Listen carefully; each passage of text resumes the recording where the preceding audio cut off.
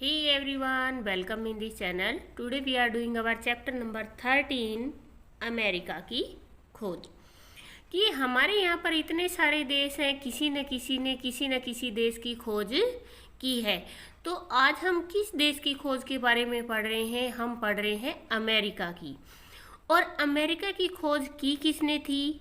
Columbus ने की थी। और कोलंबस की ये जो खोज यात्रा है वो हमें क्या सिखाती है? वो हमें ये चीज़ सिखाती है कि अगर हमारे अंदर दृढ़ इच्छा शक्ति है तो हम किसी भी काम को कर सकते हैं। हमारे लिए कोई भी काम असंभव नहीं है। अमेरिका आज सबसे धनी और प्रसिद्ध देश है। आज से लगभग 500 वर्ष पहले यह देश अनजाना था। इस देश की खोज करने वाले व्यक्ति का नाम था क्रिस्टोफर कोलंबस। इटली के जिनेवा शहर में सन 1447 में उसका जन्म हुआ था। उसके पिता एक साधारण जुलाहे थे। जुलाहे कौन होता है? जो कपड़े बनाने का काम करता है। उसके पिता चाहते थे कि उनका बेटा भी कपड़ा बुनने का काम सीख ले, परंतु कोलंबस की आंखें तो नाविक बनने का सपना बुन रही थी। वह दुनिया के नए नए भूखंडों का पता लगाना चाहता था। उन दिनों यूरोप के नाविकों में भारत जाने का समुद्री मार्ग खोजने की होड़ लगी थी। ये आपके पीछे क्वेश्चन आएगा कि किस चीज़ की होड़ लगी थी उनके अंदर? यूरोप के नाविकों में भारत जाने का जो समुद्री मार्ग है उसको खोजने की होड़ लगी थी। कोलंबस घंटों समुद्री मल्लाहों से बातें किया करता था। उनकी साहसपूर्ण यात्राओं की कहानियां बहुत रुचिपूर्वक सुनता था। भारत उन दिनों सबसे धनी देश था। उसे सोने की चिड़िया कहा जाता था। ये भी आपके एक क्वेश्चन आएगा कि भारत को सोने की चिड़िया क्यों कहा जाता था? क्योंकि भारत उन दिनों सबसे ज़्यादा धनी देश था। कोलंबस ने निश्चय किया कि भारत जाने का समुद्री मार्ग खोजकर ही रहेगा। कोलंबस ने तो निश्चय कर लिया, परंतु यात्रा लंबी और जोखिम भरी थी। लंबी यात्रा से पहले उसने छोटी छोटी यात्राएं करना ठीक समझा। उसने इंग्लैंड और आइसलैंड की यात्रा की। इस यात्रा में समुद्री लुटेरों ने उस पर आक्रमण कर दिया। कोलंबस ने बहुत साहस से उनका मुकाबला किया। इस संघर्ष में उनका जहाज डूब गया, लेकिन उसने हिम्मत नहीं हारी। एक बड़े तख्ते पर बैठकर तूफानी लहरों से जूझता हुआ वह पुर्तगाल पहुंच ही गया। पुर्तगाल पहुंचकर उसने एक धनी लड़की से विवाह किया। उसे लगा कि वह भारत जाने का अपना सपना साकार कर लेगा। अब वह जुलाहे का पुत्र नहीं, एक धनी व्यक्ति का दामाद था। उसने पुर्तगाल के सम्राट से मदद मांगी। अपने दरबारियों के कहने पर आकर सम्राट ने उसकी सहायता करने से मना कर दिया। अब एक क्वेश्चन आपके ये भी आएगा कि जो राजा था उसने मदद करने से क्यों मना कर दिया? क्यों? क्योंकि वो अपने दरबारियों के कहने पे आ गया था और उसने सहायता करना से मना कर दिया। कोलंबस निराश होकर स्पेन के सम्राट और सम्राज्ञी से मिला। स्पेन की सम्राज्ञी इसाबेला को कोलंबस की योजना बहुत पसंद आई। अब एक क्वेश्चन आपके ये भी आएगा कि इसाबेला कौन थी? स्पेन की सम्राज्ञी। उसने आश्वासन देते हुए कहा, यदि तुम्हारी मदद करने के लिए मुझे अपने आभूषण भी बेचने पड़े तो मैं खुशी से बेच दूंगी।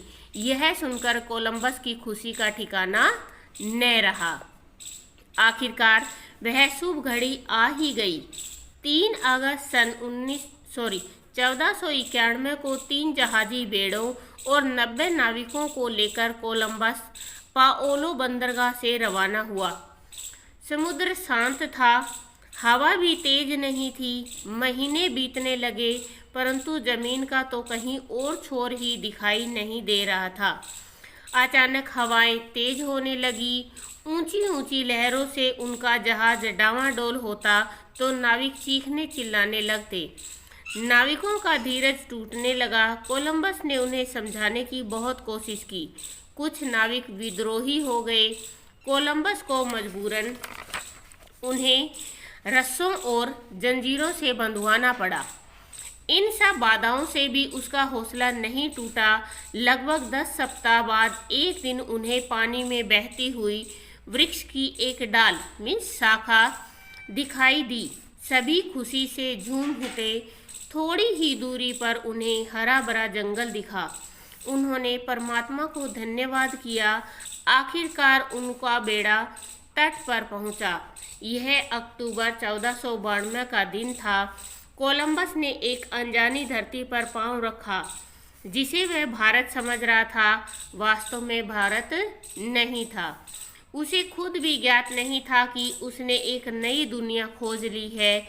यह दिन इतिहास में अमर हो गया। आज इस दुनिया को अमेरिका के रूप में जाना जाता है। वहाँ के स्थानीय लोग कोलंबस और उसके साथियों को आश्चर्य से देख रहे थे। कोलंबस ने अपने 24 साथियों को वहीं बस्ती बनाकर रहने की आज्ञा दी और खुद स्पेन लौट आया। स्पेन पहुंचने पर उसका भव्य स्वागत हुआ। सम्राट और सम्राज्ञी को कोलंबस ने कीमती उपहार दिए। नए देश से अपने साथ लाए पशु पक्षी और वहां के नौ निवासी भी उसने सम्राट को दिए। इस महान यात्रा के बाद कोलंबस ने कुछ और भी समुद्री यात्राएं की। वह दक्षिणी और मध्य अमेरिका भी गया। बहुत अधिक यात्राएं करने से उसका स्वास्थ्य भी खराब रहने लगा। 1 वर्ष लगातार स्वास्थ्य खराब रहने के कारण उसकी मृत्यु हो गई। समुद्र की लहरों से खेलने वाला मृत्यु की लहरों में खो गया। आज भी कोलंबस को सारी दुनिया अमेरिका की खोज करने वाले के रूप में याद करती है कि उन्होंने कितनी मेहनत की, कितना उनके अंदर दृढ़ साहस था। अगर वो चाहते तो अपने पिताजी के व्यवसाय को अपनाकर अपना जीवन अच्छे से गुजर बसर कर सकते थे, लेकिन उन्होंने अपने इरादों को हारने नहीं दिया और अपने दृढ़ संकल्प से उन्होंने नए देश की खोज की। Now we are doing exercise. बोलकर पढ़िए प्रसिद्ध, साधारण, साहसपूर्ण, समुद्री, मल्लाह, डावाडोल और स्वास्थ्य। निम्नलिखित प्रश्नों के उत्तर बताइए। कोलंबस के पिता क्या चाहते थे? कोलंबस के पिता चाहते थे कि उनका बेटा भी कपड़ा बुनने का काम सीखे, या फिर आप इतना सा लिख सकते हो, कपड़ा बुनने का काम सीखे। आप दोनों तरीके से इसको रिटर्न करवा सकते हो। कोलंबस भारत जाने के समुद्री मार्ग की खोज करने के प्रति क्यों आकर्षित हुआ? इसको लिखने के 2 तरीके हैं। या तो आप यहाँ से सीधा डायरेक्ट आंसर लिख सकते हैं, उन दिनों यूरोप के नाविकों में भारत जाने का समुद्री मार्ग खोजने की होड़ लगी थी, तो भी आपका आंसर बिल्कुल सही है। और आपको ऐसा लगता है कि मुझे लॉन्ग आंसर करवाना है, तो आप यहाँ से करवाइए। कोलंबस भारत जाने के समुद्री मार्ग की खोज करने के प्रति आकर्षित हुआ क्योंकि उन दिनों यूरोप के नाविकों में भारत जाने का समुद्री मार्ग खोजने की होड़ लगी थी। पुर्तगाल के सम्राट ने कोलंबस की मदद करने से इनकार क्यों किया था?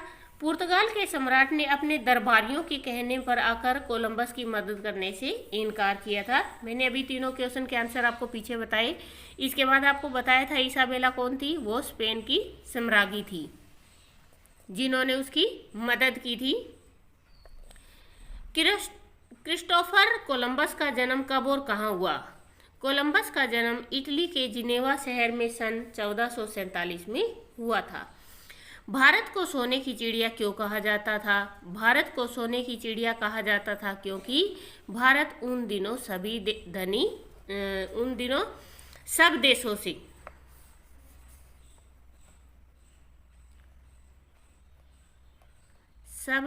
से धनी देश था।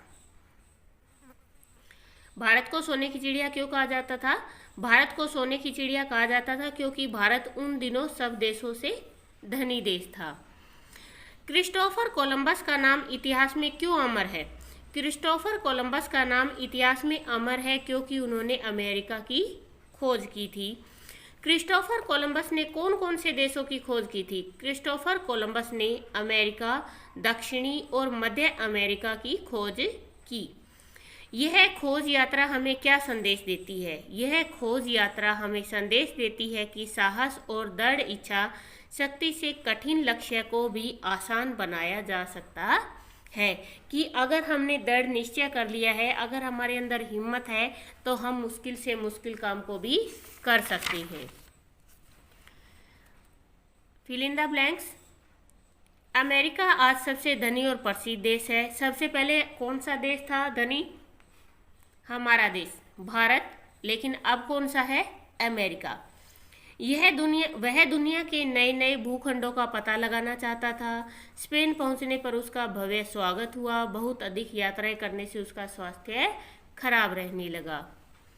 सही गलत के निशान लगाइए। कोलंबस की आंखें नाविक बनने का सपना बुन रही थी। राइट। कोलंबस अमेरिका की खोज करना चाहता था? नहीं, वो बाई चांस हुई थी, वो भारत की खोज करना चाहता था। कोलंबस ने पुर्तगाल की एक धनी लड़की से विवाह किया। राइट। स्पेन की सम्राज्ञी इसाबेला को कोलंबस की योजना पसंद आई। राइट। कोलंबस को अनेक कठिनाई और बाधाओं का सामना करना पड़ा। राइट।